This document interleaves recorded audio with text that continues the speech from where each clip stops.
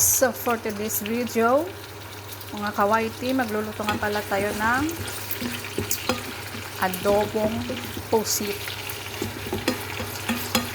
So first, naghiwa nga pala ako ng sibuyas. Okay, so ginisa ko siya.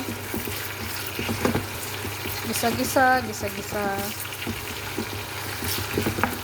Dinamihan ko ng sibuyas kasi walang luya. So this one, kailangan igisa hanggang sa mag golden brown siya. Okay? So itong kamatis, nagtadtad ako at yung pusit. So cute ng mga pusit, guys. Ang lalaki, super cute. Really. Diba? Ang lalaki, see? Ang lalaki, no? Hindi ko na siya hiniwa-hiwa kasi kapag hiniwa ko pa siya, mas lalo siyang lalaki. So, yan. So, wait natin siyang mag-golden brown.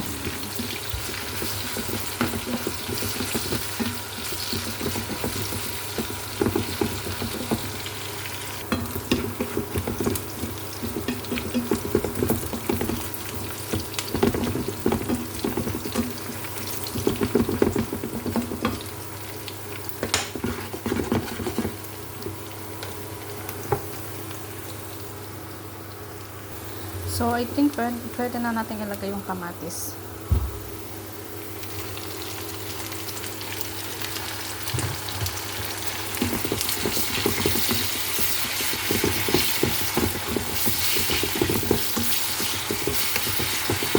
Durog-durogin natin siya para mas malasa.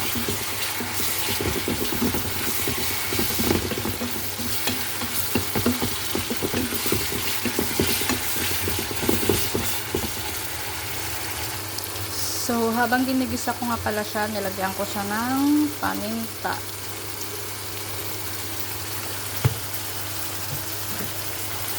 After nyan, lagyan natin siya ng laurel.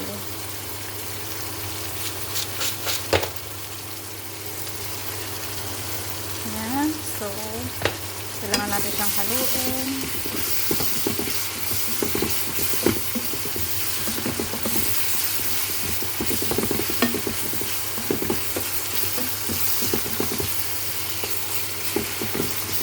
Then after nyan, pag alam nyo nang luto na yung sibuyas at kamatis, pwede na natin ilagay ang ating pusit.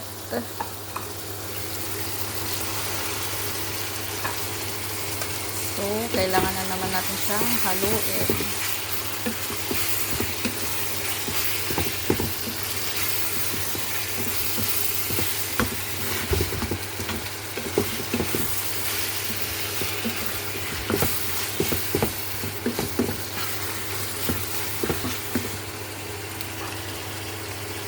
So, dagdagan ko nga pala siya ng paminta kasi I think it's kulang.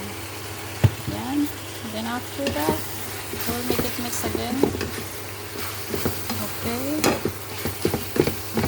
So, kailangan natin siyang takpan for a minute.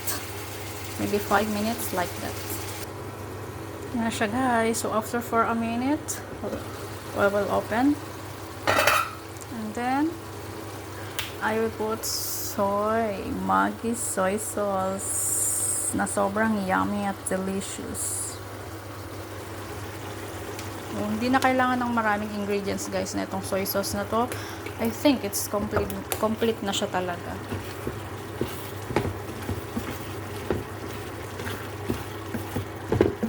So like this,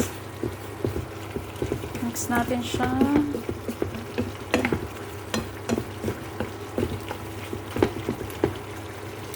I think parang kulang, so dagdagan natin siya ng konti.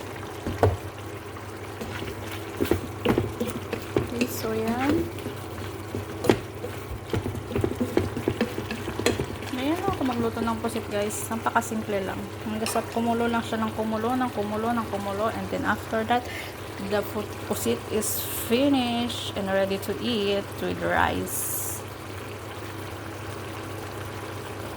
And thank you, guys, for watching my YouTube channel. Don't forget to subscribe to my channel, guys. God bless. Thank you so much.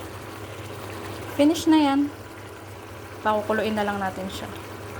Bye-bye. Love you.